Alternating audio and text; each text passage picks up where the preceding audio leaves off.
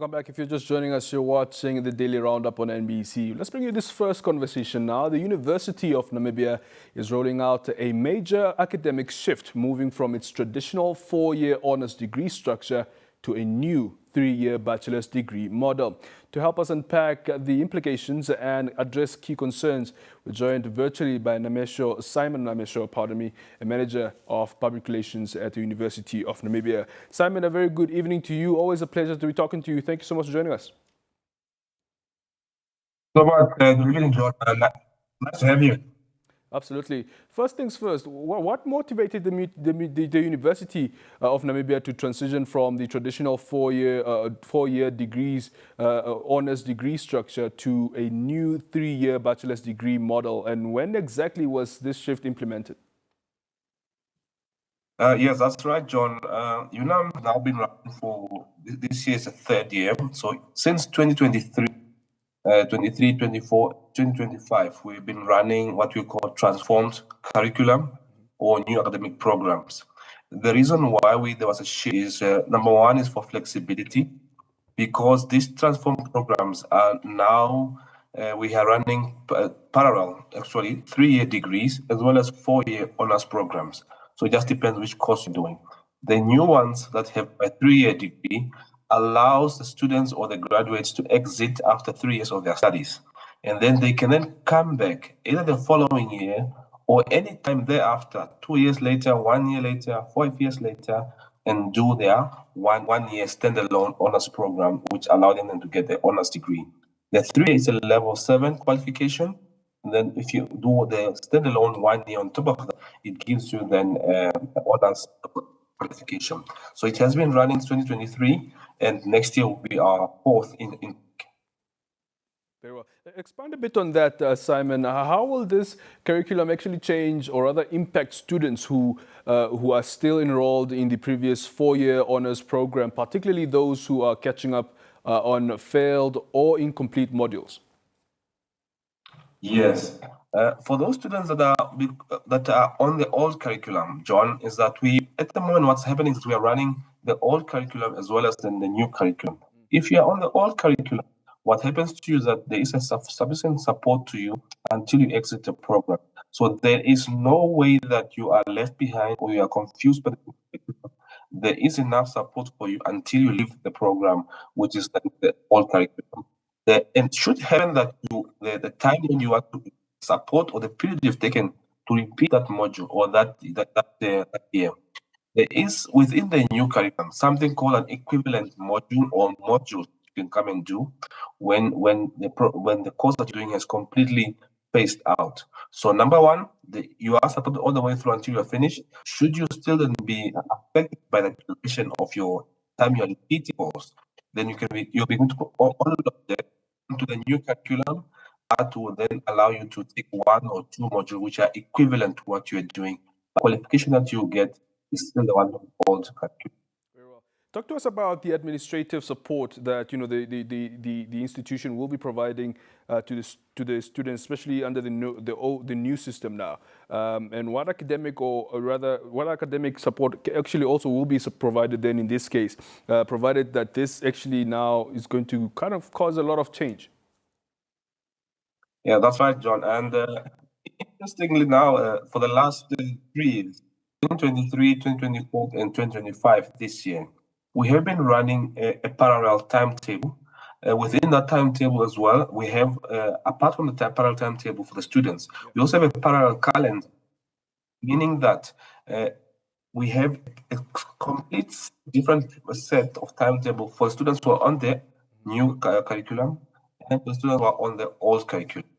Likewise, with the timetable, annual academic calendar, we also have one for the old curriculum as well as for the new curriculum. So all of these have then a fully separate support function in terms of timetabling. Likewise, with the examinations, the students who are doing on the transformed curriculum have a separate timetable exam, and who are on the old curriculum also have a separate exam timetable. So with all this support, we make sure that all these 2 groups are running parallel. There will be a time where the old curriculum will be phased out completely, and then we'll just be running with the new curriculum. Very well. Now, so after completing the new 3-year bachelor's degree, will students then have the option to return for a standalone 1-year honors program to deepen their expertise in a specific discipline?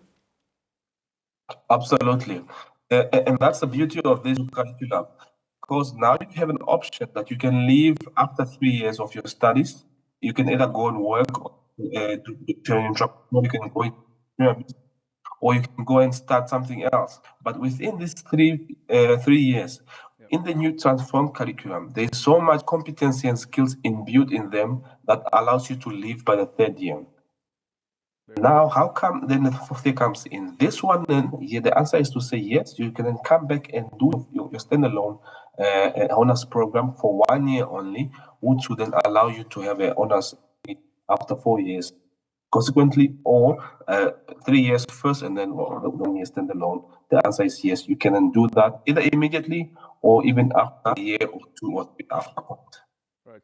Let's talk about the staff. How is the university equipping academic staff and departments to actually manage the transition effectively, particularly, with the challenge of running 2 curriculums concurrently? Yeah? Yes. And again, the beauty of this transform curriculum is that the staff members within the department, within these courses, are the authors of this new of the transformed curriculum, of this new program. They know it by heart. They know how it was formed. So they are actually the brainchild around these new programs. So they know them from heart.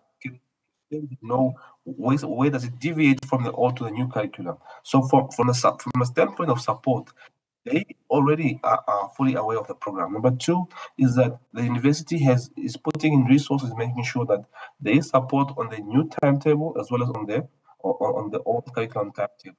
So constantly they are maneuvering around this. There will be a time, as I said before, old curriculum will then phase out and then will only remain the new curriculum.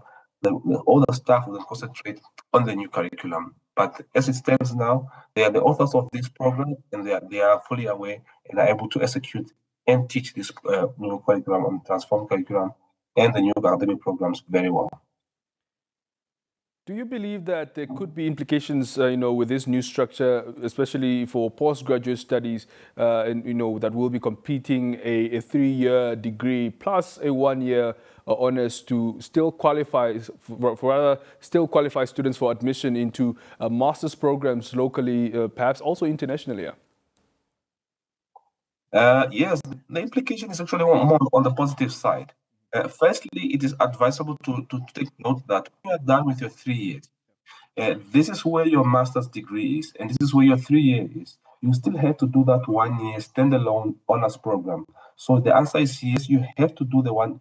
If you want to continue to your master's program, you have to do the 1 year standalone honors program. You complete that for you to move over to a master's or a PhD qualification.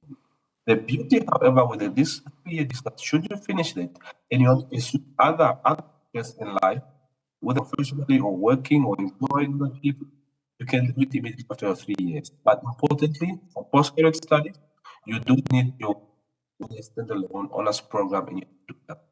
Remember also, not all programs are 3-year running degree programs. Some of them are, as they were 4 years, you still have to do the 4 years, and thereafter for master or PhD, etc. Simon, thank you so much for making time to speak to us this evening. We hope to speak to you in the future if more developments, of course, come to effect regarding this issue. Thank you so much. All the best. Thank you so much, and thanks so much for being best for viewers. It was Simon Namesho, the Manager for Public Relations at the University of Namibia, speaking to us on the major changes that has been made at the University of Namibia. We have more conversations coming your way on the Daily Roundup after this.